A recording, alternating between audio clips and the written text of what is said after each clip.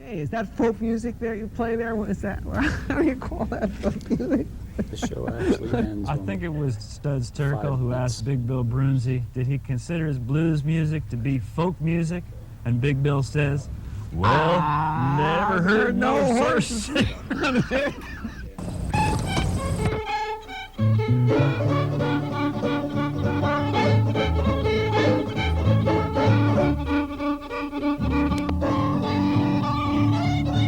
Ding shoo bob shooby doo doo booby doo dow.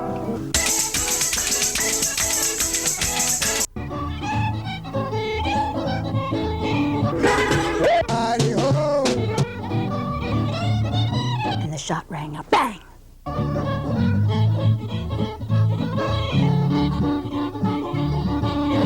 Hot dog! Don't hesitate! It could be your ticket to a new tomorrow!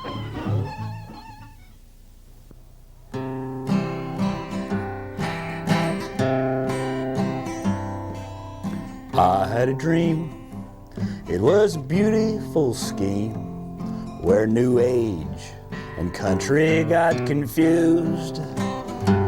There was a twanging guitar in a health food bar, where Merle Haggard was eating tofus, and the cowboys were doing yoga every morn at the Sunrise Saloon. There was a new age song that wasn't boring or long, and drunk on life, all the drunks sang in tune. I can see good old boys as they make a joyful noise in the women's movement parade,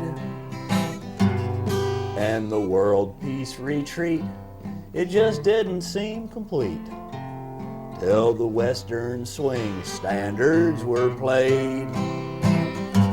There was banjos and fiddles singing, while the dervishes did their strange dance. They did the Texas two-step with a whole lot of pep, and the drummers in an African trance.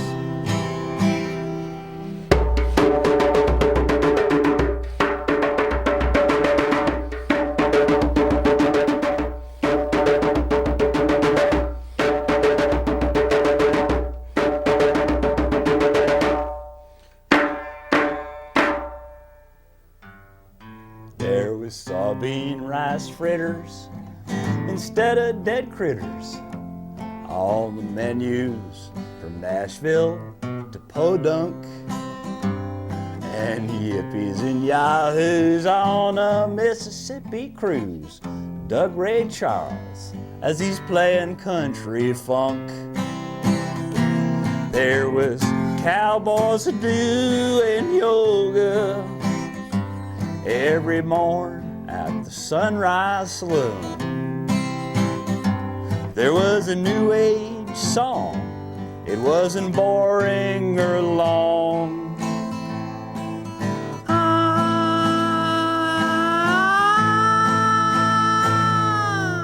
And drunk on life, all the drunks sang in tune.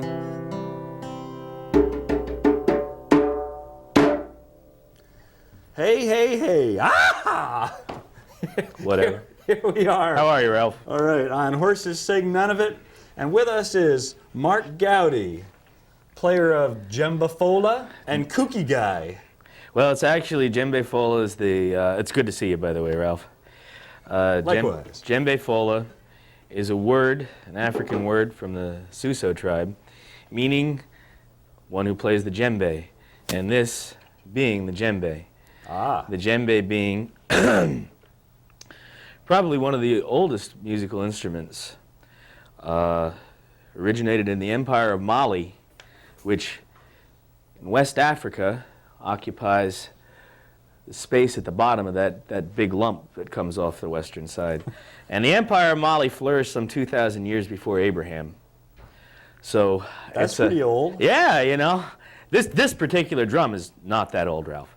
But this drum's about a year old.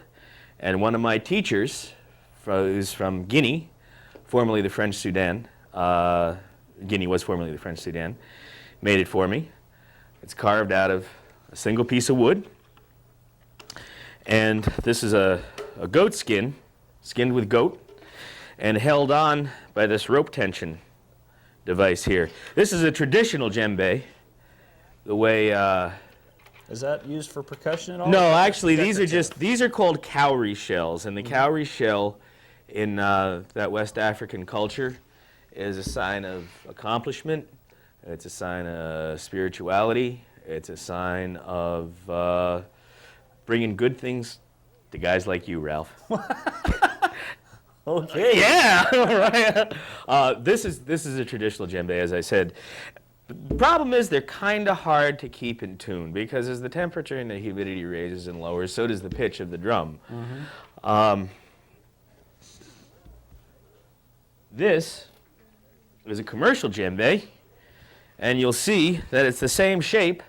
Once again, a goat skin, a very thin skin, literally paper thin. It's about as thin as a piece of construction paper, as opposed to a kunga skin, which is made of mule, which is about 6 or 7 times as thick as this skin. And but this is tuned like a kunga. Okay, you have the rim and the wrench tightening system, tightening and loosening system. So it's a lot easier to control in places like this where you know, I can see that you and I are just going to be steaming. You and I are going to be smoking and steaming, and people may get hurt. So How is this one tuned? this is tuned 2 ways.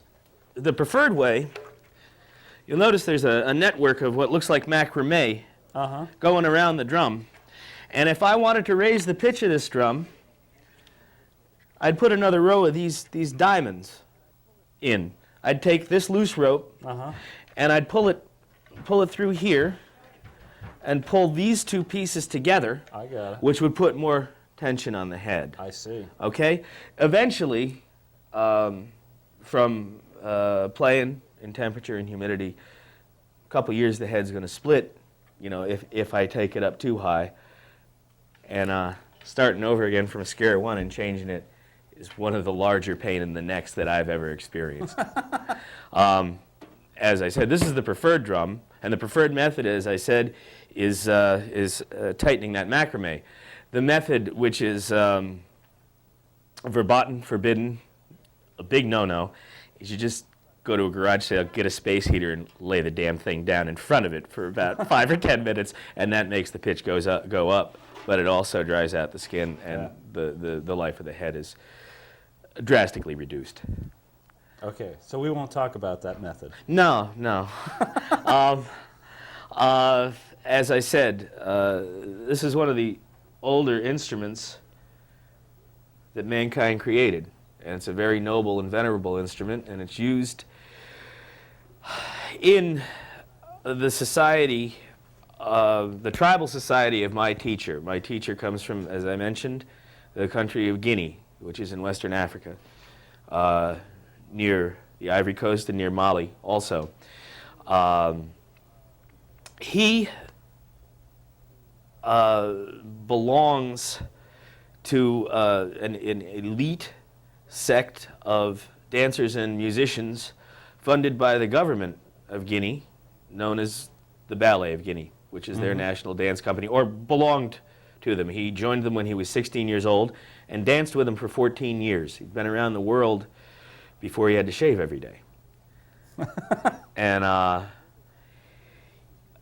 these rhythms, the way he teaches them is the traditional African way. I learn the rhythm, and I learn the function of the rhythm, because you know, a lot of the rhythms just aren't appropriate for, say, mixed company. Some rhythms are made for women to play and dance to, and some rhythms are made for men to play and dance to, and some rhythms are for work, and some rhythms are to celebrate. Okay, so are you going to demonstrate some of these for us? Darn tootin'. All right. The first rhythm, and I have to explain to you something too. In the Suso tribe from Guinea, there's a task, I should say, of keeping the history and keeping the art of that region of the country alive is given to a society, they call it. In French, they call it griot. In their native language, it's called djele. Okay? And the griots are the musicians, dancers, storytellers, keepers of history. They're kind of ball of wax. the chief cook and bottle washers of their culture. That's great. And this is how it's passed down from generation to generation. Some of the griots have had that in their family for 8 generations. But the djele, or griot, have a dance of celebration, for example. And say Ralph, you're getting married, somebody's getting married, or it's just a nice day. Because really, that's what's wonderful about these people. They don't really need an occasion to pull one of these out and pull out all the stops. This is called sawil, and there are 2 parts to it, and I'm going to do both of the parts. And you can see it's a very, very loping, almost hypnotic dance without that heavy, the heavy bass that we often associate with African rhythms. So this is sawil. It's a dance of celebration performed by the djele, who are that society of storytellers, etc.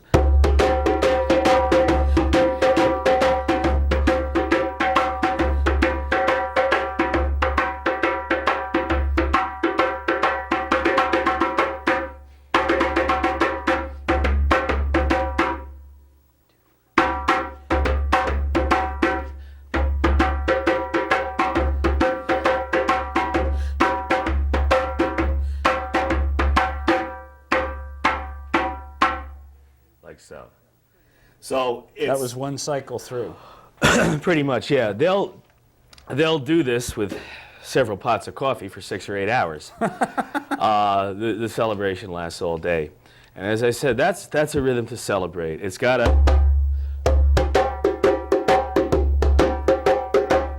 bounce to it, and then that middle break is just very.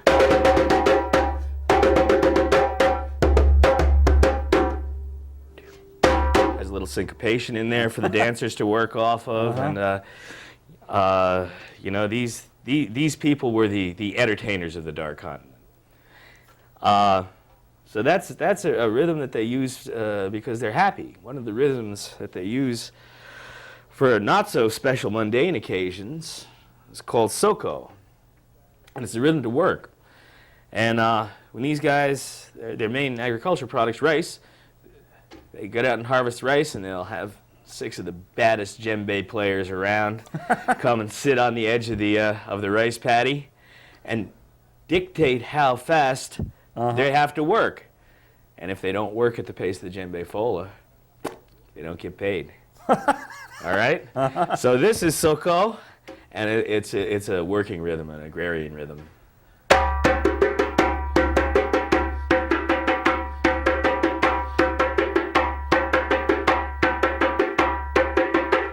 Lunch, see, that's the morning. Once again, after 5 or 6 cups of coffee, or pots of coffee, you get into this area.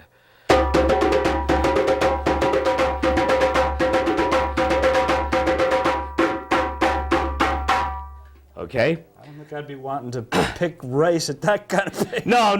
It's rough. It's rough. It's rough. But as I said, they start out. When they get into the groove,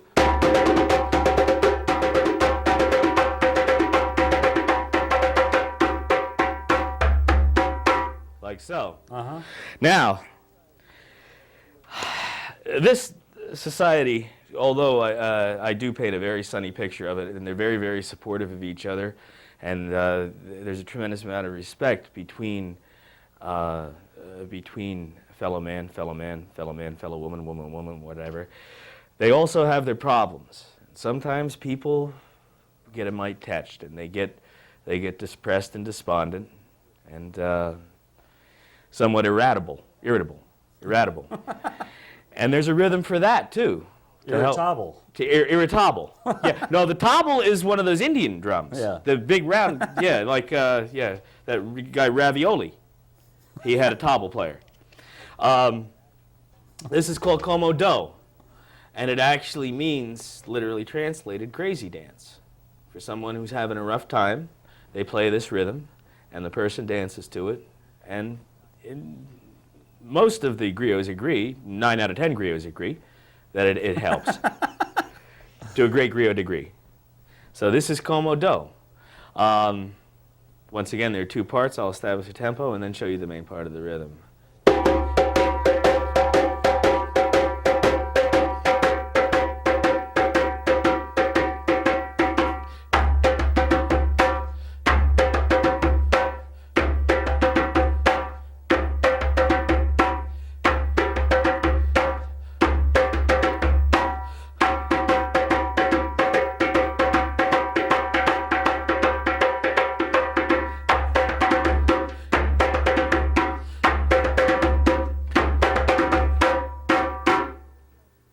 Okay. Hey.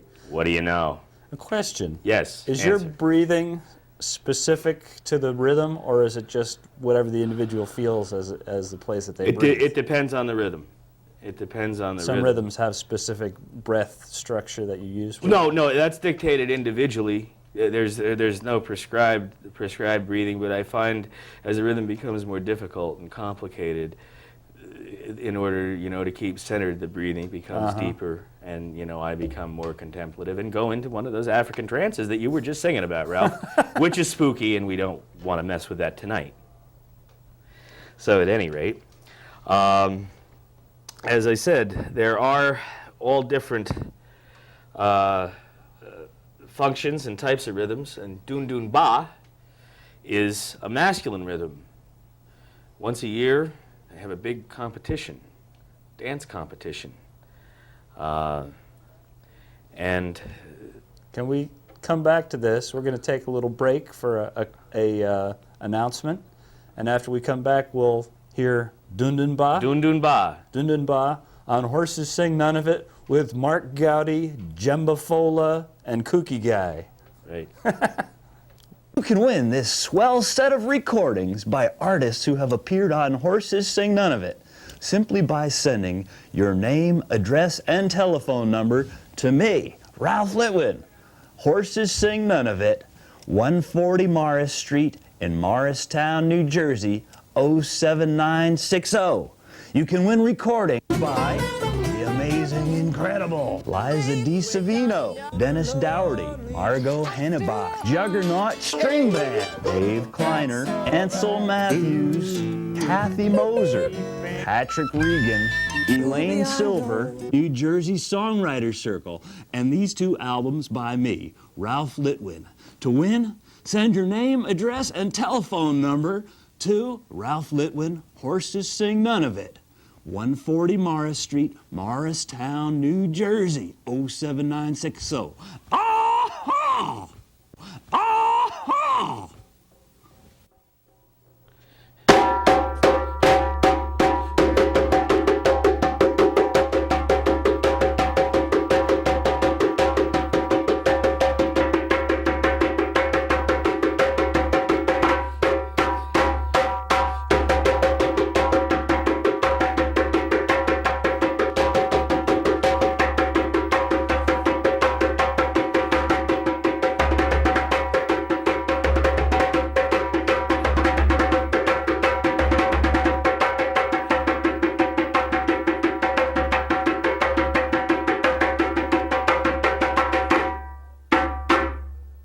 There you go.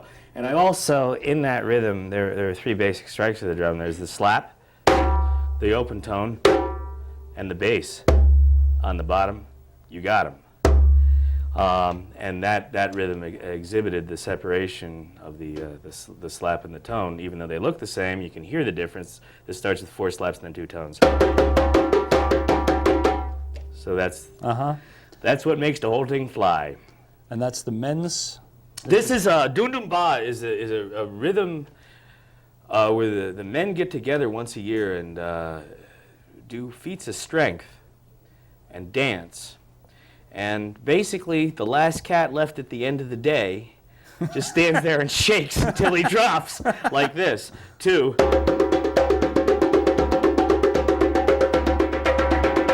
So it's made for men to basically just go out and show off and have a good time and impress people. Okay. As I said, each of these rhythms is very, very important, and any djembefola in Guinea will know how to play these, but they must be played at the appropriate time, otherwise people look at you real funny. Uh-huh. We should let people know that if they want to take, you give lessons. Yes, sir. Yeah. I'm giving private lessons, and my phone number hopefully will appear very, very shortly on the screen. There we go. Along what a guy. How'd you do it? Magic. Yeah. TV magic.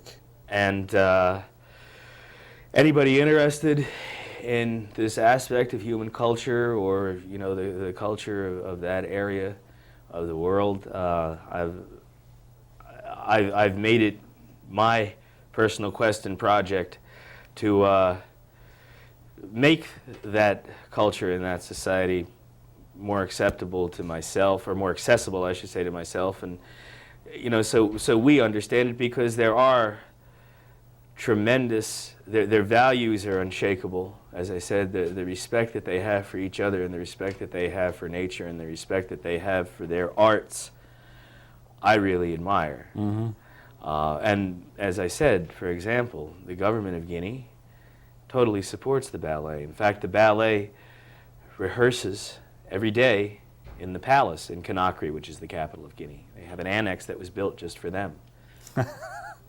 That's great. Yeah, it's wonderful. It's a And wonderful way to look at things. We should mention that we hope to schedule on a future Horses Sing None of It, your teacher and his brother to come and... Yeah. Well, this is kind of Rootin' Tootin' Djembefola 1. Rootin' Tootin' Djembefola 2, hopefully, will include 2 drummers, my teacher Mbemba Bangora and his brother Karamba, playing an ensemble, because as you can imagine, this drum is very, very attention-getting and striking by itself, but when you get 2 working together, and the rhythms, each one has 3 or 4 parts, interlock, and once again, the result is that hypnotic African trance that you were speaking of in the former song. But hopefully, very, very soon, I'll be able to bring the ensemble over, and we'll entertain you like a well-oiled machine. Okay. Well, we've got about 3 or 4 minutes left to the program here. So I want to thank you for sharing the information and the drum technique and your love of that culture with us here on Horses Sing None of It. We want to thank everybody for tuning in here today, and we're going to try a little interesting, possibly non-traditional jam session here. The banjo is also an African instrument originally, and came to this country via the slaves, and they had this 5th string thing going on here, and it was totally different from guitar or any other type of instrument, and the type of playing was this claw hammer thing that got passed down from the slaves through the minstrel shows and the medicine shows, and then the old-time farmers up in Appalachia picked this up, and it's come down to us, modern-day 90s banjo players. Let's cut, brother.